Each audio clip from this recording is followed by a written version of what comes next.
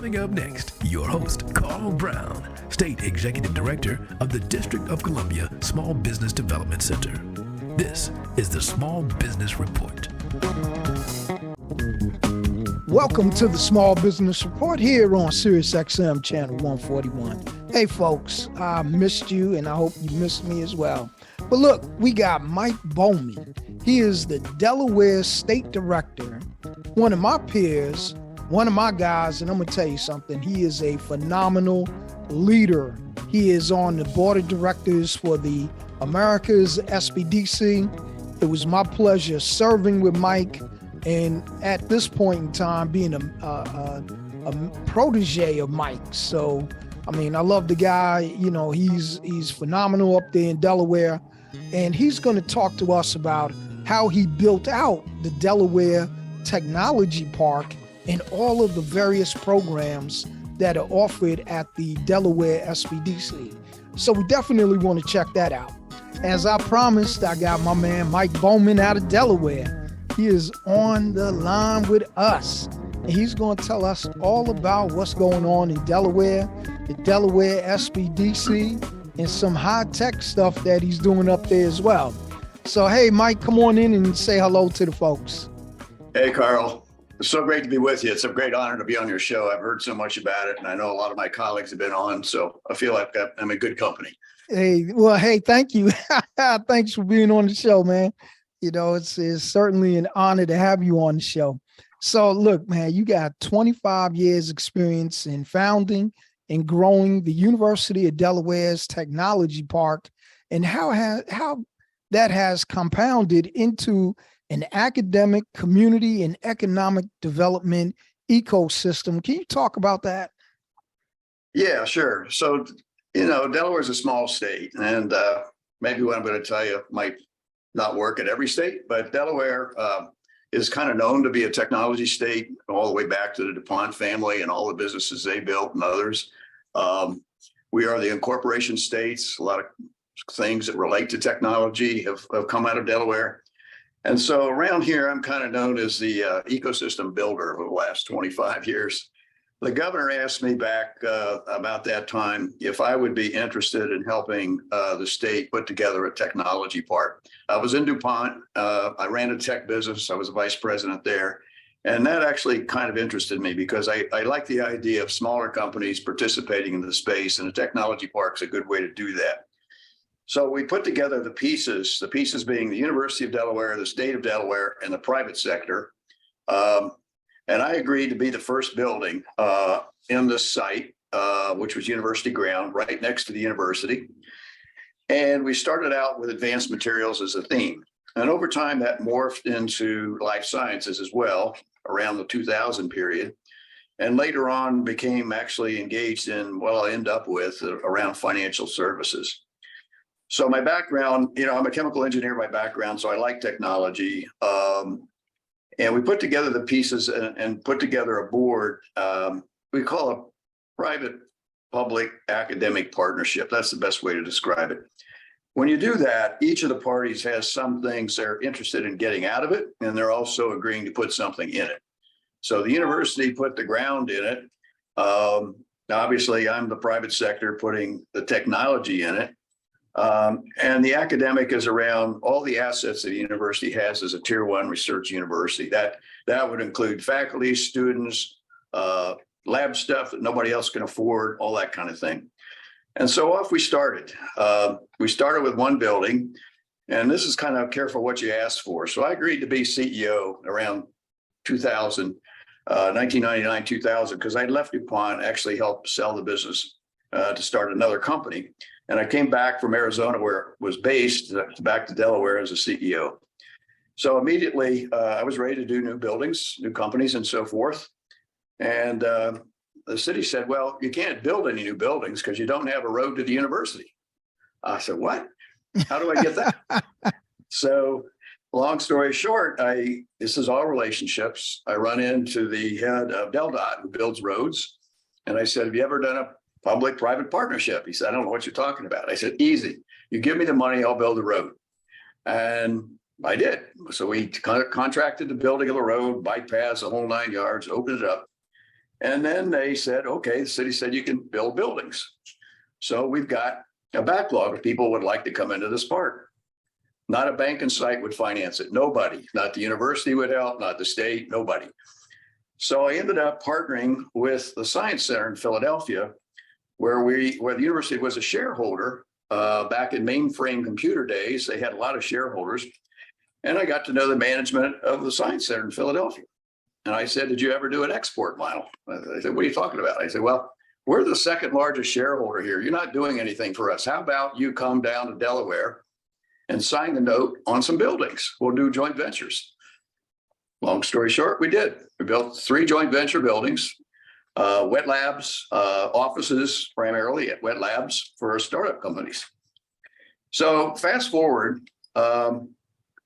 over the last 25 years, we've helped build about 150 new companies. And the good thing is, you just don't play the real estate game. As I said, I'm not a real estate guy. I'm a tech guy. My interest is building companies, helping them find the things they need, helping them grow, helping them stay in Delaware after they grew out of the space. We helped them get going.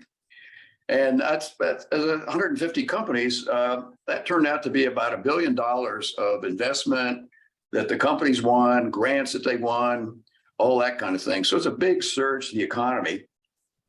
Delaware, of course, is a state very interested in jobs. Well, these companies, it's the cornucopia. It's the thread line you got to keep following because they grow and grow. And if you lose track of them, you really don't know what you've created. We tracked all that. That's 16,000 jobs later.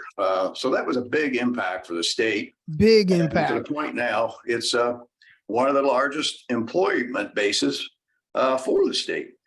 What happened after that? Well, we had a Chrysler assembly plant that went belly up right on the star campus of UD. And the encouragement we provided with the park we have encouraged them to say, well, let's make another research park. That's called the Star Campus. It's 5 times the size of my current park. And you can help us think that through. So I was on the planning committee for that. And today on the Star Campus, I have a wet lab incubator that has put 24 companies through it. And ironically, this is not everything you can imagine. 3 of those companies have gone public in the last year, worth over $1.5 billion. So those are therapeutic kind of companies. So small beginnings, big outcomes. Work on the small ball first, and the bigger stuff will come later. We're not good in Delaware of buying anybody to come in. And so that's not a model for us. Although I have to say, AstraZeneca did move into the state for their headquarters after we showed them what we could do. So that model's been really good for us. And I think gotten the attention since of 3 other governors, different university presidents, and they've all stuck with it. They've all stuck with the continued momentum of what these things can do for an ecosystem. Now, that's not to take away from the other small businesses which support these kind of companies, all the service companies and so forth. And a little later, I talk about the role of the SBDC in this world and a couple other things, because I think that that plays very well to kind of what of the full ecosystem we're talking about. Yeah, but Mike, let's digest that for a minute. You have built all of this up, started 150 businesses, 3 are worth 1.5 billion, basically $500 million each. And this is all, we do this stuff every day for free. These are tax dollars at work. I'm almost speechless, if you can't tell. This is just amazing to me that, people are always constantly telling me, well, if it's free, you guys are free. I don't know if I can trust you. And then you're telling us the outcomes have been so fabulous, so impactful on the economy of Delaware that, you have the support of the governor. I mean, that is just wonderful, outstanding. So you have been the past president of the Association of University Research Parks. In that role, you have seen dozens of research parks in the U.S. and abroad. Tell us more about the successful characteristics of academic, public, and private partnerships, because a lot of people don't get that right. Yeah, they don't. In fact, that's a good lead in to the answer from the backward side, which is what doesn't work. What doesn't work in a private-public academic partnership is when one of those partners decides to game the system and take all the stuff, Right. not contribute their fair share or demand too much out of the output, not recognizing the needs of the other. I mean, it's pretty clear states are going to want jobs. They're going to want economic impact, tax base, all that kind of thing that makes total sense. The academics want a number of things. They want a place for spin out companies to come from their faculty, from their students. They want student interns. They would like to, they have core centers that they actually would be happy to share with the private sector in terms of a fee to get at it. Sometimes even have additional space that they might want to put up, or frankly, they might want to be in the research park. And that's happened over and over everywhere across this country, and frankly, international, where I've been around as well. So those are the core things. Be careful what you put in, be sure you get something out, and then share all that. Look, give them your website because we got like 30 seconds left. So it's www.deltechpark, DELTECHPARK.org. Yeah, look, hey, folks, we'll be right back after these messages. So stay tuned. Don't touch that dial. We're going to be talking to Mike Bowman when we come back. Welcome back to the Small Business Report here on Sirius XM, channel 141. And we got Mike Bowman on the line. Hey, Mike, now you're the state director of the Delaware SBDC. How does that fit in with the role of the CEO of the Delaware Technology Park? Yeah, that's a really good question and an unusual fit, I have to say. And maybe it's overload of my own ego, but let's just say this. The SBDC has always been a part of our research park, and I knew the team very well.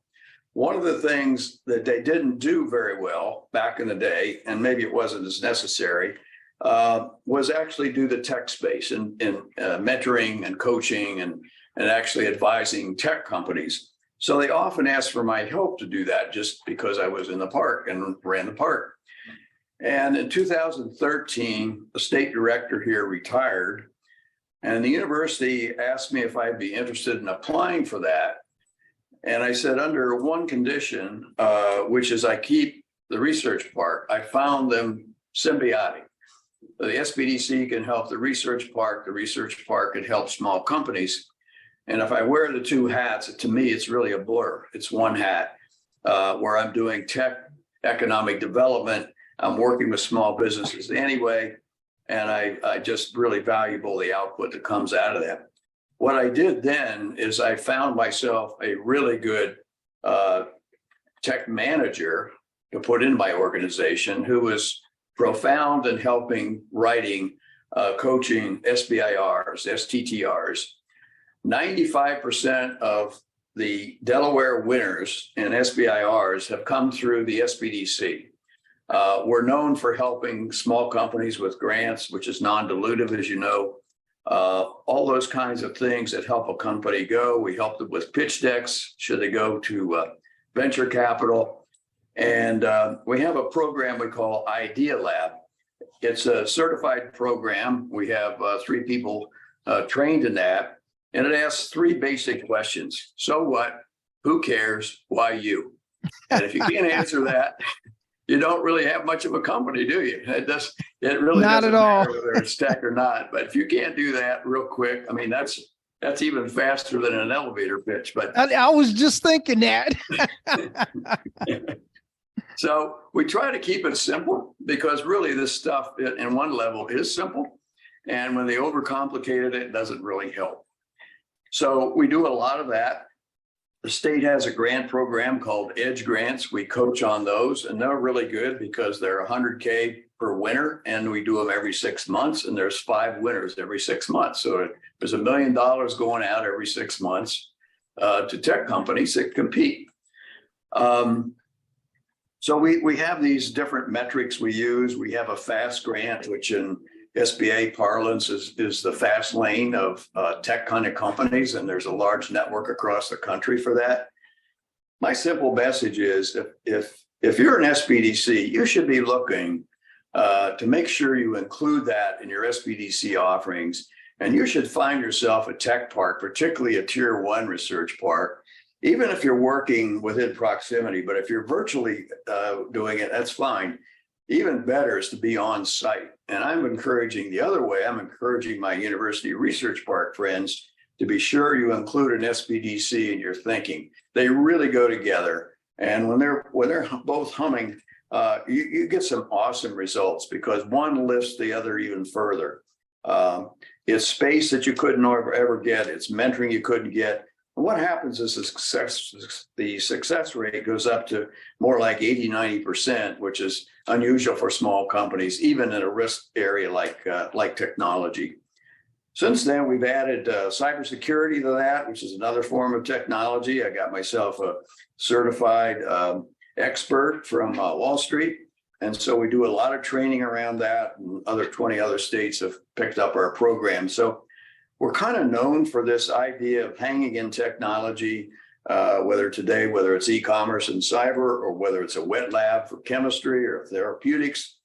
I find that really exciting to me personally, but I also think it adds a lot to a research park to have an SBDC there. And I think SBDCs should seek one out if you don't have one. Yeah, we partner here in Washington with a couple other universities that have tech labs and accelerator programs. So we always are welcoming every other program to come in and be a part of our ecosystem. You know, I don't believe in anyone should just have everything, and we can all share and be better at what we do. Because then we offer collectively more for the small businesses to grow and develop. Can partnerships with HBCUs play an important role in the ecosystem growth? Absolutely. And that goes back quite a bit in Delaware, at least. So Delaware is what's called an EPSCoR state. It's set aside funding from the National Science Foundation and also from NIH called EMBRI. These are programs that they know well. The coastal places usually win all the money. What happens to all the rest? And they want to make sure everything is fairly competitive because ideas don't care where they come from. And so they have set aside money for smaller states that don't win maybe their proportionate share of the big federal pie. Now, there's about 25 of them. What happens is when, and this is in Delaware, but it could be other places. So the University of Delaware is the tier 1. It's going to win the big grant. But guess what? It always shares that big grant, which is $25 million over 5 years. We won it 4 times. We always have Delaware State University as a partner in this. And it's helped them uplift their academic excellence, their ability to recruit faculty, grad students. It's done some profound work in different technologies. If you win an EPSCoR grant, it has to be a big theme problem. We've been through agriculture, we've been through water. I mean, Delaware is completely surrounded by water. Really, it's a hinge at the top, and everything else is a Chesapeake or the Atlantic Ocean, and that makes us the lowest setting state in the country. We worry about water. We worry about it a lot. And so that became a big winner this last year. We also see it in the way of workforce development. I'm partnered with the incubator at Delaware State University. They have a couple of programs. One's called a garage. One is a more classic incubator. I work with the dean there, and he becomes part of our programs. We've invited him to the Association of University Research Park under a grant we have free to attend some of our think tanks. And so the shared grants are very important. I guess the last thing I'll tell you is a profound story because it sort of came out of nowhere. We work with Discover Bank, who's a big supporter of the SBDC. We discussed an idea that would be blockbuster, like a fintech accelerator building, an entire building on the Star campus, which Delaware Technology Park would own, run, and it would be dedicated to the premise that the country suffers badly from financial education, financial literacy, and financial equity. And it the does. mission of this building is to do that work. HBCUs play an important part of that work. We want them with us all the way. Now, there'll be a partner in this. So underserved communities, and that's often taken, your area is urban, and that's often spoken for and obvious, but it's also rural. As we see agriculture people changing, they have the same dilemmas, the same challenges. They don't know where to go, how to get it. So financial equity, I think, is the number one challenge in this country. It actually takes you right to health inequity because it's the same population. You don't have a bank account, you don't have a car, you're not going to get health care. You're not going to go there. You can't afford to go there. And it's a death spiral. It's just no good. We've got to do better in this country. We don't need more reasons why. What we need is more solutions. And so this building with startups and nonprofits and our academic part of it, half the building is UD, College of Engineering, College of Business, working everything from cybersecurity to analytics, big time, big data. All of that is going to be a purpose of this building. And we're about 90% full. And I hope to finish that out with an incubator in it as well. And all of that work, I think in the coming years, will position us to be maybe a center of excellence on the East Coast for strategic thinking and our ability to hopefully grow that model. As Delaware is small enough, we can run pilots. And if one fails, so what? But if one scales, wow. And other states can pick it up. That's our model. Well, hey, Mike, we got like 10 seconds left. Give them one pearl of wisdom. Well, go big or go home, I really believe that. I do too. Hey, give them your website one time. www.deltechpark, that's DELTECHPark.org. All right. Well, hey, Mike, thank you so much for being on the show. You have left us speechless and proud. That's all I can say is because you have done a lot for us, and this has been incredible. Thank you so much. Thank you, Carl.